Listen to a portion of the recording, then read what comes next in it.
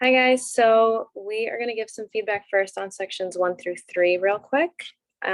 Section 1 really was just filling in the blanks, nothing more beyond that. And we did go through that before, so that was like the main thing, is just to fill in the blue text that needs fill in the blanks. Section 2, hyphenating compound words like under the training methods. And I think there was just one list that starts with the number 5, and we just made note of that. And then down to the PSI. So you guys did a great job describing the definition of it and how it's carried out, which is great, so that the listener understands the exact role of the proctor in the PSI, and not just that there is one, but why they're there. You mentioned for support, evaluations, and motivation, which is really good. Apart from like grammar notes, you also made a really good connection between the Bush article and your population of clients, and the connection that you made with language specifically, and the limitation of that article with your clients that are unable to read. And moving on to social validity, you did a good job describing the importance of social validity and how it relates to an accurate representation of the training. So really, like, all good things. You guys also did a good job specifying that goals, procedures, and outcomes should be looked at when you're assessing social validity. And then for FAs and FBAs, it was really good that you referenced articles that prove it to be a recommended practice in education and healthcare, which is great. Definitely supports the strength of using them.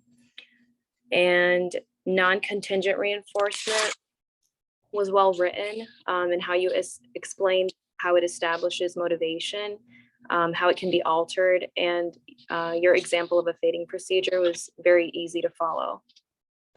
And then your paragraph on ableism, we really liked how you cited the definition by Bogart, and then explained how non-contingent reinforcement specifically can combat ableism. And that it is very important to add why it's significant, which you did, and in explaining that, it avoids an attempt to fix a problem. I thought that was a great way of putting it, and that it can be used for all individuals on the spectrum. And yeah, that was, in a nutshell, the feedback for 1 through 3. Okay, and then I will kick off section 4. So I thought you guys did a great job on the summary, and I'll preface the feedback by I guess saying or questioning if there was an issue with formatting from your original document to the document that we received, because your guys' content was great. It was easy to tell that you worked really hard on it, but there was just some formatting issues along the way. So under section 4, where it says training materials as appendices, just make sure that you delete the instructions from our professor before submission. And then there was a note that you guys had mentioned 11 appendices, but there were only 8 in the introduction. So then I'll go through the knowledge acquisition pre-test and post-test, and then section B, the social validity as well. Same feedback as above, just make sure you're deleting the instructions for the project prior to submission. The trainer instructions themselves were great. They were short enough, but still very clear. Again, with the formatting, so under the instructions for trainer where the pre-test and post-test starts, the first number starts as 17. So just make sure that that is labeled as questions 1 through 10 for the pre and post test. And then I also experienced some confusion with this in our document, but in the very beginning of the project, it references having a 15 question pre-test and post-test. And then in section 4, it actually references only having a 10. So we might want to verify with the instructor prior to final submission if the expectation is 10 or 15 questions for the pre and post test. You varied the answers nicely. Again, there was the formatting problem. Question what says 17 was A through D. Question what says 18 goes E through H and then so on and so on until we get to the last questions, and the options are H, H, I, etc. I also wanted to make a note that I like how you spelled out what to do even if the person got 100% on the pretest. So great job. And I share your sentiment that it was much more difficult than expected to write multiple choice questions. So then onto the social validity. Same thing, just, oh, I'm sorry. Actually change the font to blue for the stuff that you've added. And then again, with the formatting stuff, it's a little bit jumbled. The 1 through 5 on the Likert scale is not necessarily above like strongly agree, neutral, disagree. So just make sure that formatting aligns with what's spelled out below. I thought the instructions were simple and easy to follow. The criterion for the positively versus negatively phrased questions was great. I like that it was spelled out for items numbers 1 through 3, and then number 6. The total should range from 4 to 12 to be considered successful, and then that variation for questions 4 through 5 and 7 through 8. And then finally, I thought you did a great job including the diversity, equity, and inclusion into the training acceptability questionnaires. Thank you. I appreciate it. I'll make sure to fix the formatting. All right, guys, so I just wanted to make a couple notes on your treatment integrity checklist section. I really wanted to say, well, first of all, just, formatting, it's under Q, and then make sure to delete the instructions. But other than that, I thought y'all had a great use of precise times and settings. It was really clear for the reader. Great use of fading as mastery occurs. I thought y'all did a great job of explaining all of that. You may want to explain a little bit more the difference between what the treatment integrity checklist is and the treatment integrity, or the critical items in the treatment integrity checklist is, just because the TICC was just kind of thrown in there. Also, you might want to include what happens if they don't pass after the allotted opportunities that they get to pass using the treatment integrity checklist. But I really thought that your checklist was a really great mix of both the critical items and the regular treatment integrity items. Y'all were really clear and concise, and did a really good job of talking to your target audience. Thank you. That's helpful. I honestly had never heard TI like a TIC-C before this class ever before. So I like it. I was kind of just like, okay, yeah, I'm gonna write about that. But yeah, that makes a lot of sense. Thank you. Yeah, of course.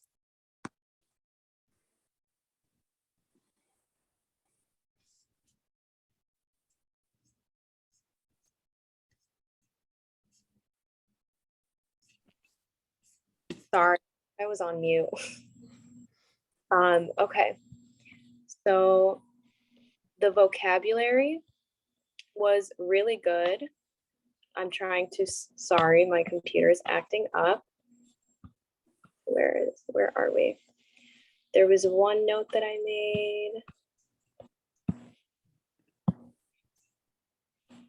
Where did my comment go? I'm not sure. But essentially it was about specifying more about PSI. Just a little bit more detail. Doesn't necessarily have to be an example of using PSI, but maybe just what it involves a bit more in terms of like a proctor and whatnot. And then the timeline was excellent. I didn't really have any critical feedback. I thought it was really good to include a lunch break, and that it was very well balanced with a sufficient amount of time to cover everything. And then the one little note that I did write was that it might be helpful to encourage the use of materials to write down questions that they might have. Oh, is it me? I'm gonna be giving feedback on the video modeling and the role play sections First of all, I want to start off video modeling by saying I know how hard it can be to like find somebody to help you with the videos since our group members aren't necessarily with us and to have all the materials that we need. So I commend you for that. All together, the video modeling portion was phenomenal. The whole entire project is very, very well written, and you guys did a great job. There was stuff that I saw that you guys did that I was like, oh, I need to change my stuff because this is great and I need to be like that. But your introduction for video modeling was very spot on. And I also like how you have roles, how you like mentioned the materials that you would need for the actual training when showing the video modeling. Your scripts for the primary and the secondary training were very, very well. And your questions were very thought out. I liked how they were very specific.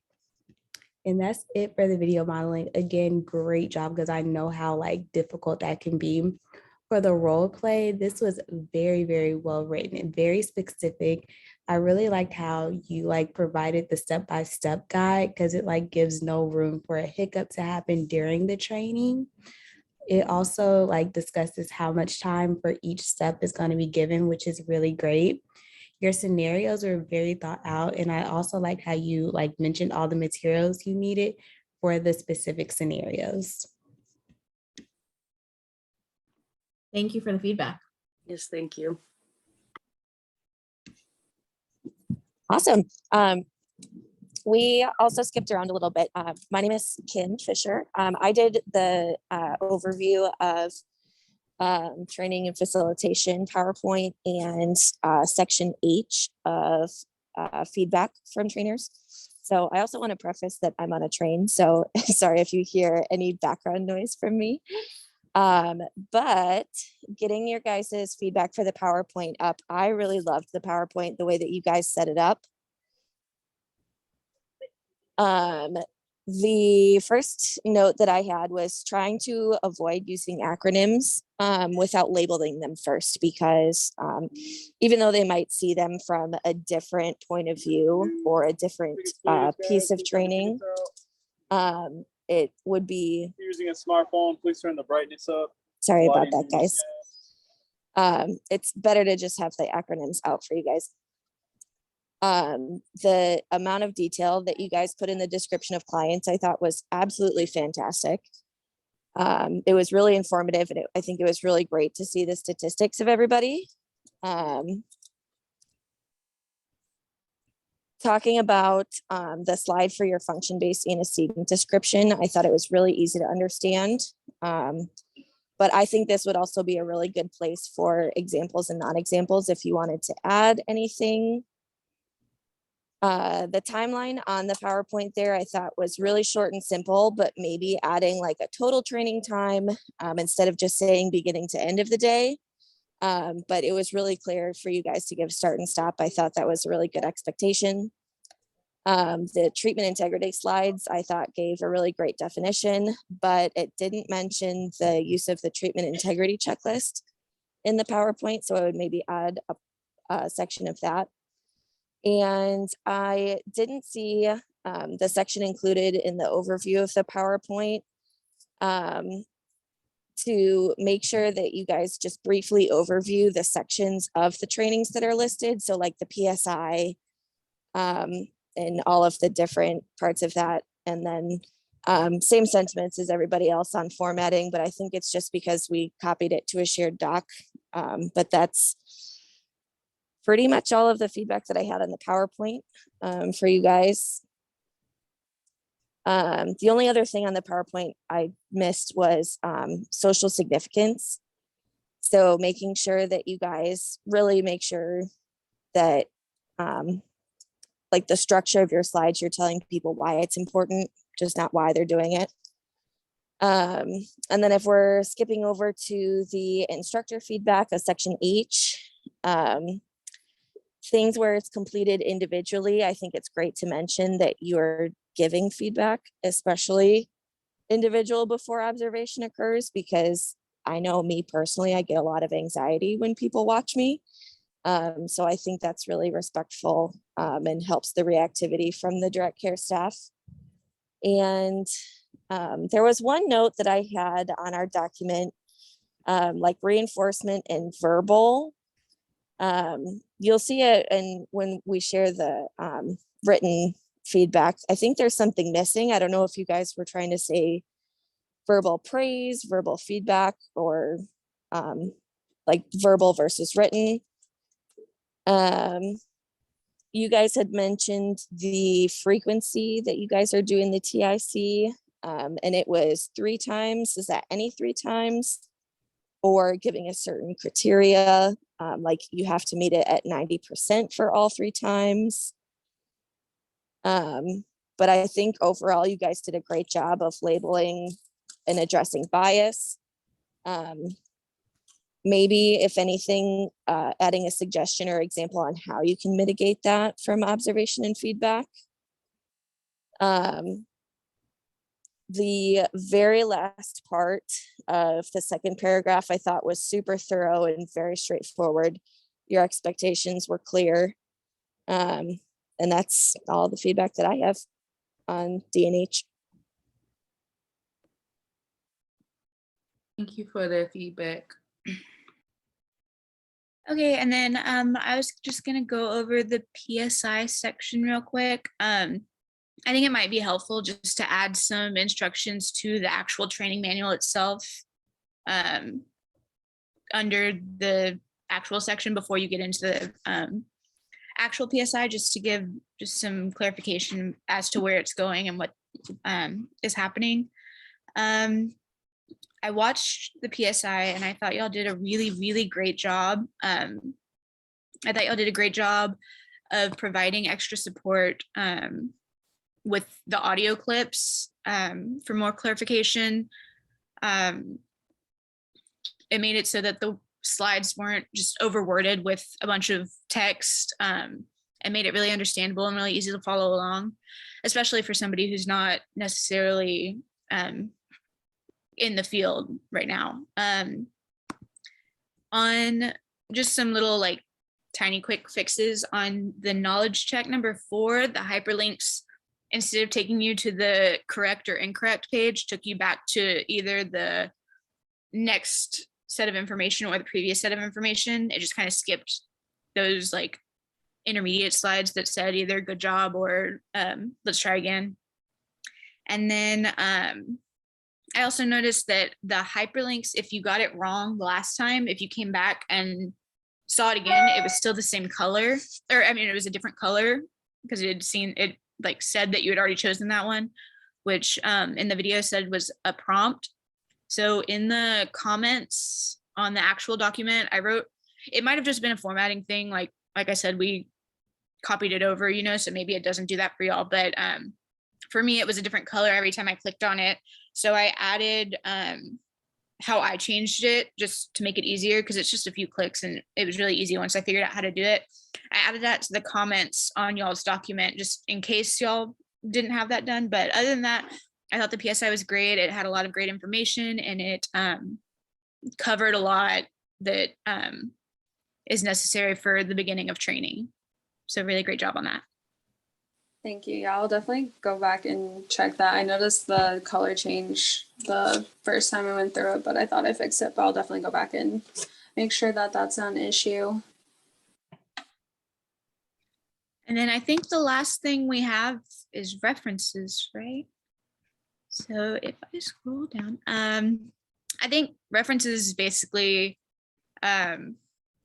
everything looked pretty good. It was just making sure everything's the same size and font. And I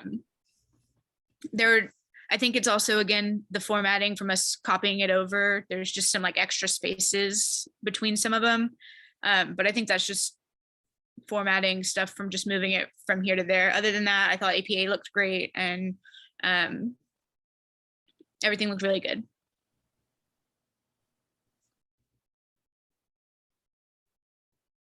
So yeah, I think that's everything. Y'all did a really, really great job on y'all's project. It was really a joy to read and to kind of give feedback on.